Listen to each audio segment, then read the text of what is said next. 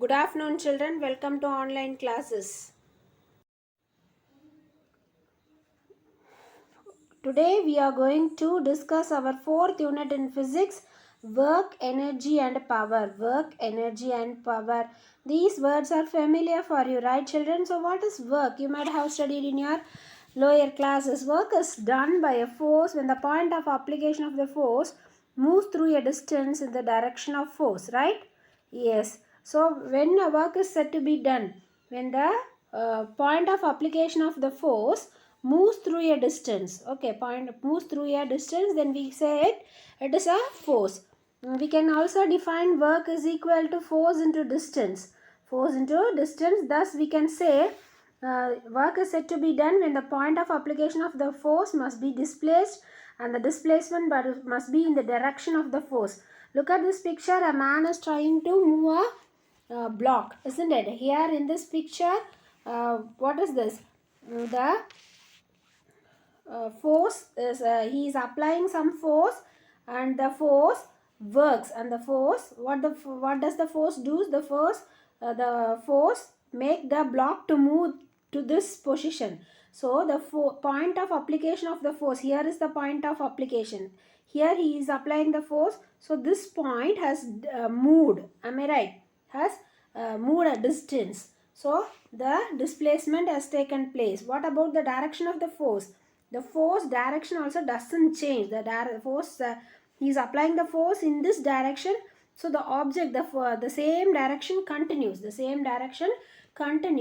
and in such cases we can say that force, I mean the work has done, do you understood, children?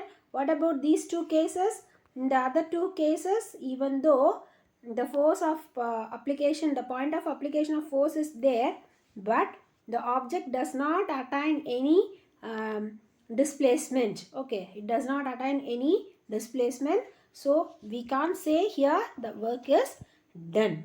Do you understood?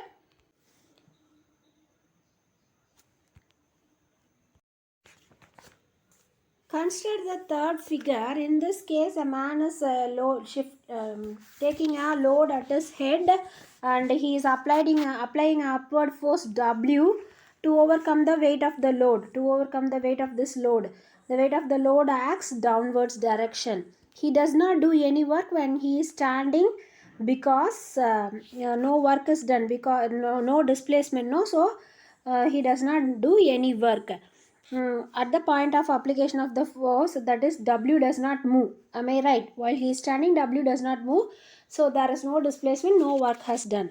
No, similarly, even though he is walking also, okay, even though he is walking also, the weight does not, I mean the work does not done. Why? Because he will be moving in this direction, the force of application will be in this direction, both are right angle to each other.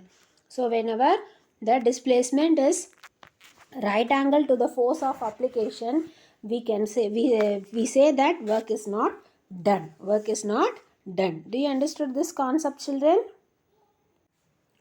The next topic is energy. What is energy? Energy is the ability to do work. Energy is the ability to do work. You might have studied in your lower classes, right? And similarly, the energy can be of different types. The main are kinetic energy and potential energy. What is kinetic energy? The energy that a body has due to its motion is called kinetic energy, and it has due to its position or condition is called potential energy. So if it has due to its motion, it is called kinetic energy. If it is due to position or condition, then it is called potential energy. This you have studied in your lower classes, right, children? Anything that has mass and is in motion has kinetic energy. Okay, anything that it has mass and has motion has this kinetic energy. This is true of solids, liquids and gases. For example, a flying ball has the energy to shatter a window pan.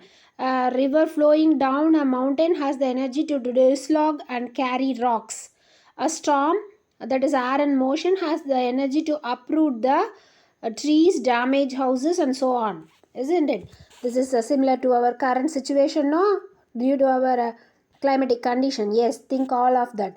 A little thought will tell you that all things in motion does not have the same amount of energy, right? For example, rain falling on our head does not hurt, but hailstones do, because a raindrop is much lighter than a hailstone, right?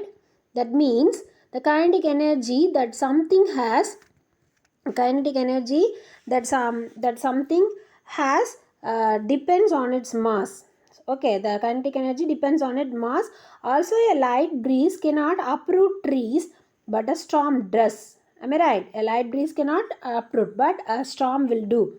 That means kinetic energy also depends on speed. So we can say, in general, we can say kinetic energy depends on mass and speed. Mass and speed. Okay, so the actual relation between these quantities is kinetic energy equal to half into mass into speed square. Half into mass into speed square. So this is the relation between kinetic energy, mass and speed. In general, we can say, we can give this relation as half into mass to indicate mass, m into speed, v square. Okay, v square we can indicate by v square. You understood this, children? Hope you have understood.